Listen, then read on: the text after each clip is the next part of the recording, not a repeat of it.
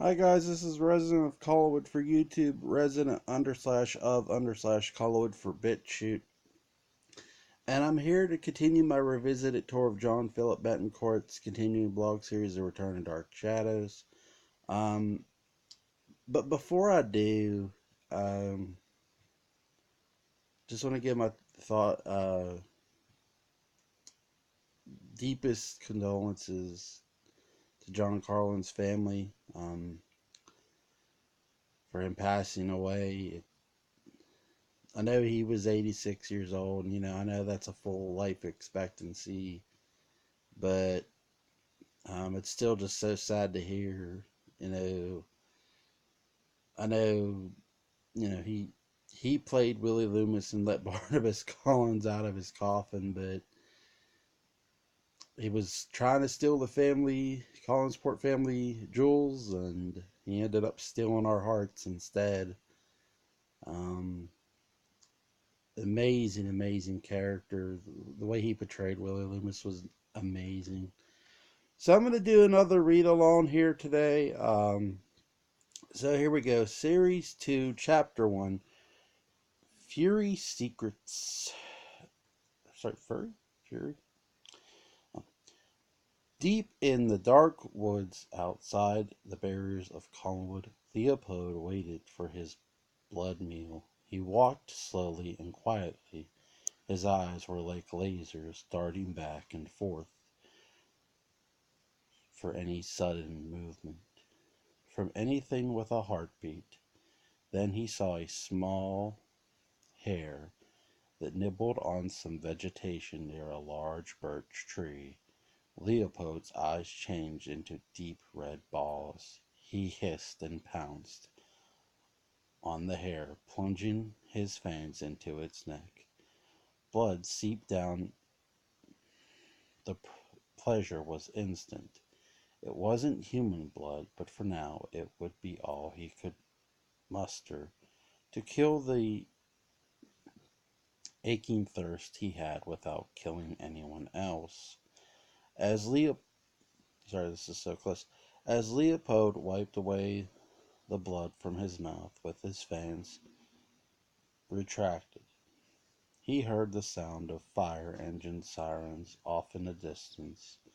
It was coming from Collinwood. Leopold ran off in their direction, never noticing the growling and glowing green eyes watching his every move hidden in the brush. The eyes moved slowly and suddenly jumped from behind the bushes. It was Christopher, in werewolf form, feasting on the remains of the hare Leopold left behind on the icy ground. Leopold quickly came back to the house and saw some of the rooms on the first floor burning.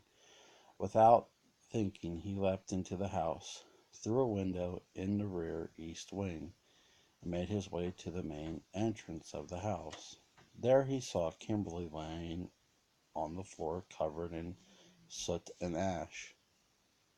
Thick black smoke, billowing out from the other end of the room, circled him as he covered his mouth and called her to an unresponsive Kimberly.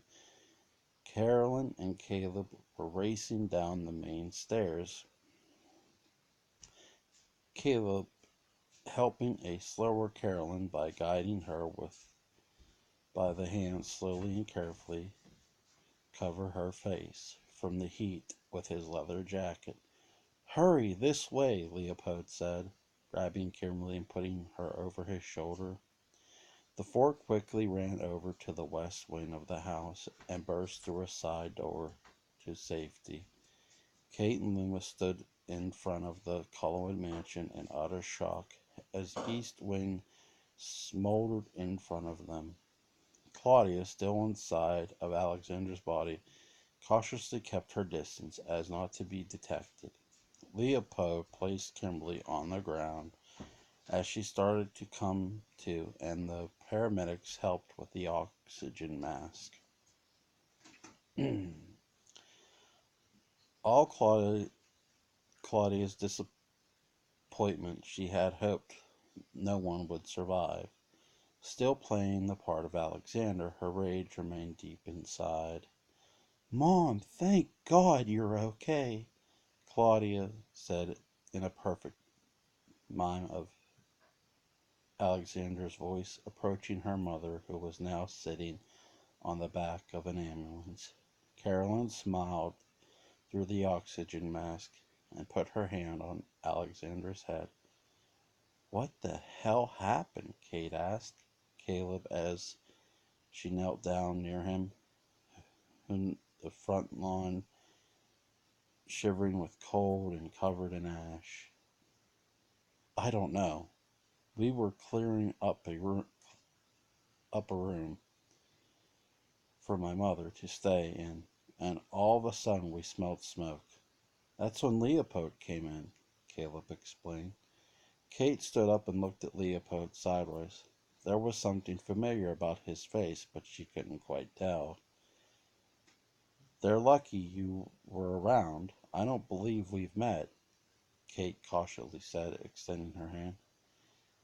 "Leopold Devernet, I'm Jack's cousin," he said as looked over at Caleb and Carolyn, who were hearing the explanation for his identity for the first time.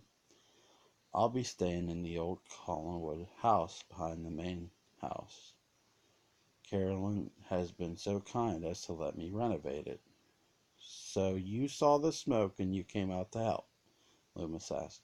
"Exactly," Leopold responded. Claudia fumed, her eyes filled with hatred and anger. Leopold thwarted her revenge again. She'd have to come up with something much more foolproof and soon. "Darling, what's wrong?"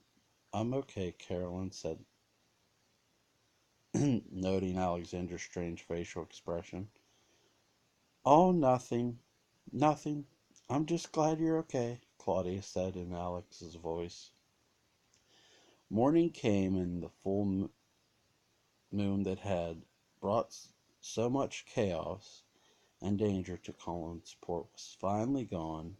In the woods just behind the estate, laying in tattered clothes and on frozen grass, lay Christopher, whose life had been altered forever the night before.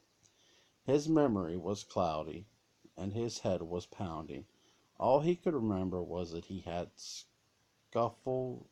scuffle with his father outside the coffee shop where he was supposed to meet Alex. But he didn't understand why there was a scuffle in the first place. The next memory he had was seeing a man in the forest, then waking up where he lay, in the cold, alone, with a terrible taste in his mouth. He gathered himself and hoped to recognize where he was. As Christopher moved through the forest, he recognized the Collinwood estate and knew exactly where he was. He dashed off to the road and tried to get home undetected. Hopefully his father could explain what in the world was going on. Kimberly stayed in the hospital overnight. Her breathing was much better, and the doctors were going to release her that afternoon. She quietly ate the mess of eggs the nurses had given her for breakfast. As Victor walked in, he had received a voicemail and heard about the fire through his police scanner. Kimberly's face lit up as soon as she saw him. Come here," she said, motioning for Victor to come to her bedside to hug her. "Are you okay? What happened?" he asked. "There was a fire. I don't know how it started. I had a little breathing trouble, and that brought me here." "My God, what happened to you?" Kimberly asked of Victor's injuries from the brawl with Christopher. "It was Chris. He went off last night to find Alex right before he changed. I couldn't get him home in time. This is what he did to me. He escaped," Victor said to a stunned Kimberly. He was out there alone like that? Have you heard from him today? Kimberly said, whispering. No, not yet, but I'm sure he's out there, completely confused. I'm going to go look for him as soon as I leave here, Victor assured. Victor smiled and leaned in. He kissed Kimberly passionately and whispered, I'll find our son. Your son. Is he talking about Mom? Caleb said as he stepped into Kimberly's hospital room. Caleb knew who Victor was from town, but he had no idea Victor knew his mother, especially knew her this well. Back at Collinwood, Carolyn and Alexander, who was still possessed by the witch Claudia, surveyed the damage from the mysterious fire. All Carolyn knew was that the fire marshal said it started in the library, possibly by a candle that had turned over. Lit the drapes on fire, but Carolyn swore there was no one in there. It's going to be quite expensive to get all this fixed, on top of all regular repairs. Ha- we already had planned for the house. Carolyn and said inspecting the library with Alex and Leopold. Strange, when I left, I didn't see anyone in the library, as I had to pass it to leave. How do you suppose it happened? Leopold said, bringing in the undamaged painting of Barnabas Collins from the other room. I don't know, but it happened, so we'll have to fix it. I refuse to continue to see all this as a negative. It's going to be a fresh start for Collinwood. My family has lived here for over 300 years in both houses, and now it's time to really give this place the renovation it deserves. What do you say? Carolyn said, trying to make a depressing moment, into a happy one. We're together, and that's what matters, she continued, as she gave Alex a great big hug. As Carolyn embraced her daughter, Alexander, Alex smiled a half smile and hugged her back. She stared into the mirror that was across the room. Only in the reflection was the face of Claudia Bouchard, looking back, the witch set on revenge against the ancestors of Barnabas Collins, and had set the fire and tried to kill the family. Even though that plan failed, she had many, many more plans in store. Her revenge on Barnabas for kidnapping her and taking her away from her family would be paid on his ancestors, one way or the other. So, that's my read along review. There's a lot to touch on. Sorry, guys. The werewolf was a big deal, Christopher getting changed. But the aftermath was very interesting, not just of him, but of Claudia being Alex, and no one knows. So, everybody's life, though they were spared, they're still in danger. So, you had Leopold, who just, thankfully came back, to save people, and he did. He came in, he helped save everybody. And I really like the fact that you had the Victor, almost said, yeah, Victor and Kimberly thing, and Caleb sort of like catches him, like, wait, what's going on, right? Like, he's all confused. But, so you have a lot of pieces here going. You have Leopold, who is actually Jack Thorne, and he's sort of control.